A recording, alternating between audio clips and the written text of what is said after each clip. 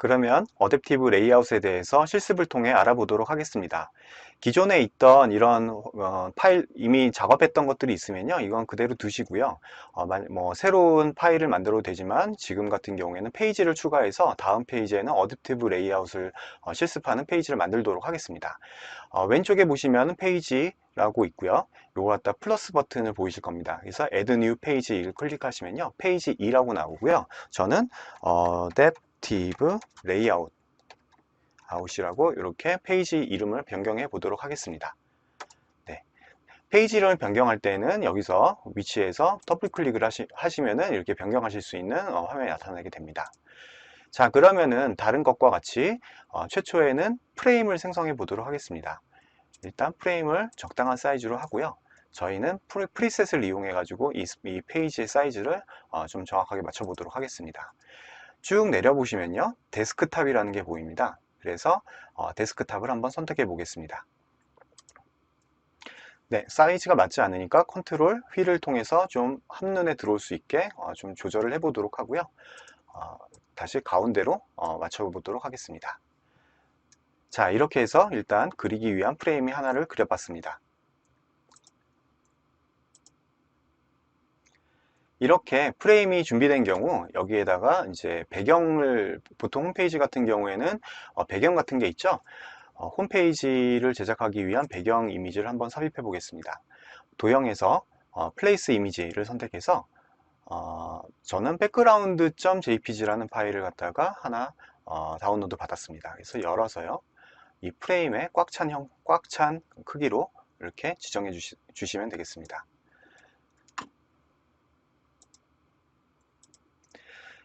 네, 이제는 홈페이지의 가장 상단에 메뉴를 구성을 할 건데요. 메뉴 구성을 하기 위해서 일단 네모난 박스를 하나 그려보도록 하겠습니다. 상단에 이와 같은 박스를 만들고요.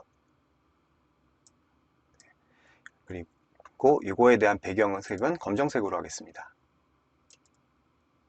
네, 위에 잘 표시는 정확하게 밑에 있는 이미지가 어두운 색이라 잘 표시는 되지 않는데요. 일단 뭐 약간 모양을 보기 좋게 하기 위해서 검정색 테두리를 두었고요. 그 다음에 여기에다가 하나하나 그 메뉴의 이름을 두도록 하겠습니다. 첫 번째는 여기다가 이렇게 두고 홈이라고 한번 쳐보겠습니다. HOME. 그리고 너무 이제 그 글자가 잘 보이지 않기 때문에 범위를 지정하고 오른쪽 텍스트 박스에 있어서 글자 크기를 한 36 정도? 네, 적정한 사이즈인 것 같습니다. 36 정도로 놓고요. 가운데 정렬을 통해서 가운데로 맞춰보도록 하겠습니다. 네. 자, 이렇게 하나 만들어진 이 홈이라는 것 갖다가 선택해서 메뉴를 세 가지를 더 만들 건데요. 세 가지를 더 만들기 위해서 컨트롤 D를 통해서 복사를 세 개를 더 해보겠습니다. 컨트롤 D, 컨트롤 D, 컨트롤 D. 왼쪽 레이어 패널에 보면은 이렇게 복사된 오브젝트들이 보이게 될 텐데요. 하나씩 끌어다가 좀 적절하게 옮겨 보도록 하겠습니다. 자, 이렇게 적절하게 옮겨 보고요. 네, 이렇게 옮겼죠. 자, 이제 요거에서 하나하나 이름을 바꿀 텐데요. 이 두 번째 홈은 제품 소개라고 해보겠습니다. 제품 소개. 그 다음에 그 다음 거는 뭐 새 소식. 그리고 맨 오른쪽 거는 고객 센터라고 이렇게 지정해 보도록 하겠습니다.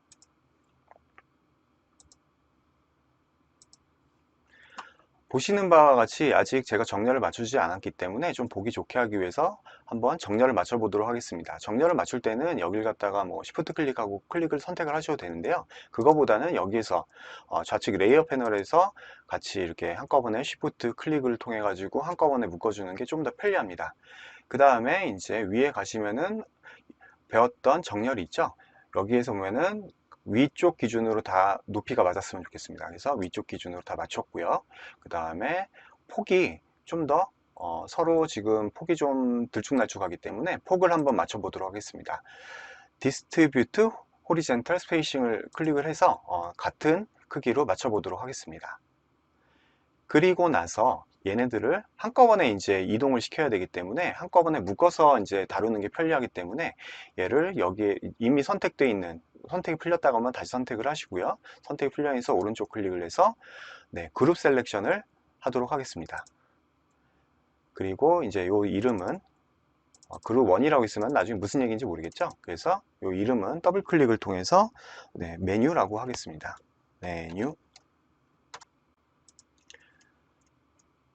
그리고 나서 이 메뉴바와 그 밑에 깔았던 이 사각형을 갖다가 어떻게 정렬이 되면 좋겠죠.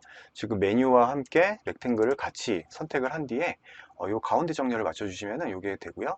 가운데로 딱 맞춰질 거고요. 그 다음에 위아래도 가운데로 오면 좋겠죠. 위아래 맞춰 주시면은 이게 정확하게 가운데 쪽으로 배치가 되게 됩니다. 네, 이렇게 선택되어 있는 상태에서 아직도 보면은 살짝 글자가 조금 더 위로 치우쳐져 있는 현상이 보이는데요. 이렇게 선택되어 있는 상태에서 오른쪽 텍스트에 보시면은 위아래를 정렬하는 게 있습니다. 이걸 클릭을 해 보시면 살짝 더 내려가면서 가운데 정렬이 맞게 됩니다.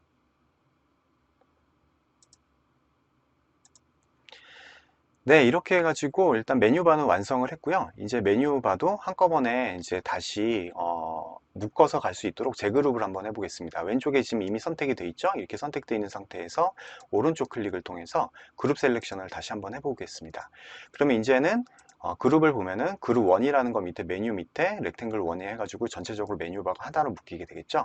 요걸 갖다가 이제 저희는 메뉴바라고 일단 한꺼번에 묶은 걸 메뉴 바라고 이름을 바꾸도록 하겠습니다.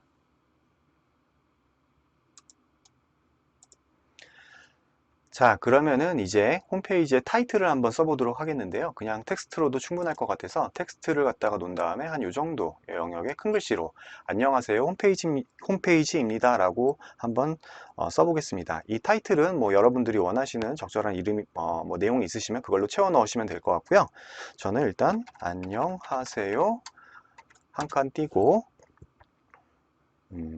홈페이지입니다. 이렇게 설정을 하고요. 글자가 좀 작은 듯 하니까요. 이걸 전체를 범위를 지정한 뒤 이 텍스트에서 글자 크기를 한 72, 네, 조금 더 키워도 될 것 같습니다. 96으로 이렇게 두드려서 굉장히 크게 보이도록 하겠습니다. 그리고 요 다시 포커스를 다시 잡으시고요. 예, 그 다음에 요거 갖다가 위치를 갖다가 이렇게 두도록 좀 더 이렇게 옮겨서 약간 위쪽으로 배치하도록 하겠습니다.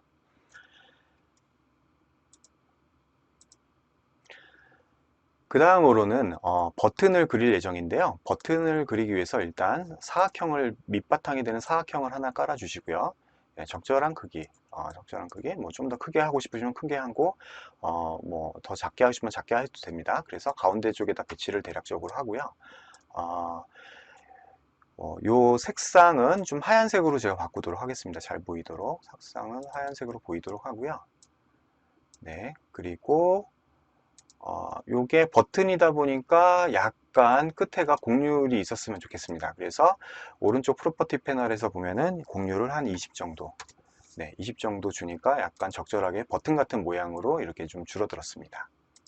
자, 이 위에다가 바로가기라는 텍스트를 한번 올려보도록 하겠습니다. 자, 적절하게 위치를 잡아주고요. 네, 바로가기.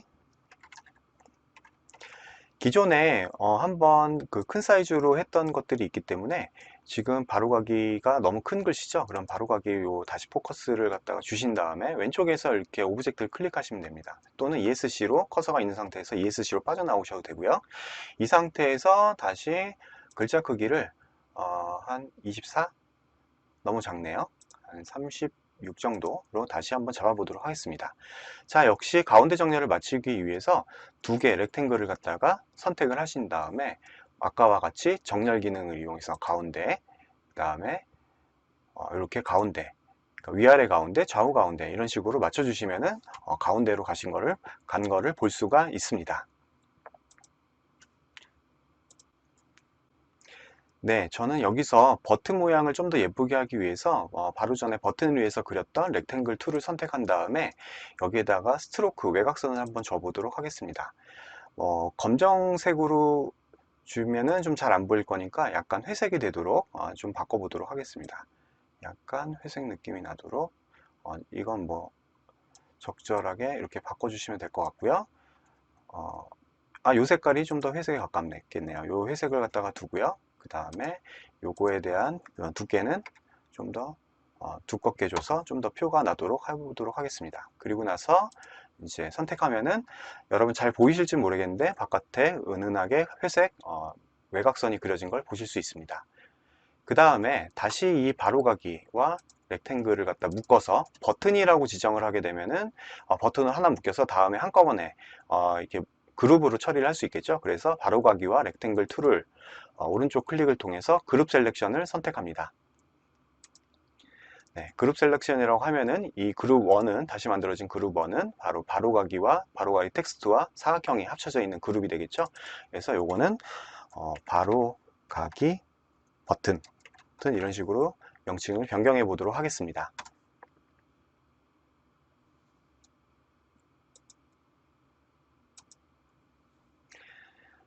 자, 이렇게 해서 간단하게 홈페이지의 메인 페이지와 같은 그런 페이지를 간단하게 한번 구성을 해 봤는데요.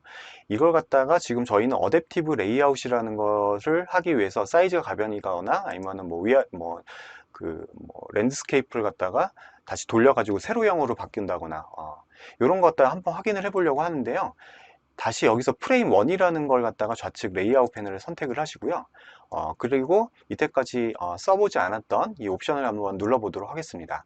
지금 현재는 랜드스케이프로 디폴트로 지정되어 있는데요. 요게 그 화면을 돌렸다고 가정을 한번 해보겠습니다. 그러면은 이걸 포트레이트로 한번 선택을 해보겠습니다. 자, 포트레이트로 그 선택을 해보니까 아까 제가 최초에 말씀드렸던 그 설명에서 말씀드렸던 부분을 이해하실 수 있을 것 같아요. 이 안녕하세요 홈페이지입니다는 좀 더 가운데로 정렬되고 바로가기 버튼도 가운데로, 그 다음에 요 홈 제품 소개 새 소식 이 부분도 가운데로 좀 위치를 시켰으면 좋겠는데요. 현재 같은 경우에는 그냥 잘려진 형태로 보이게 됩니다. 그래서 이 문제를 해결하기 위해서 어떤 것을 쓰면 되는지 알아보도록 하겠습니다.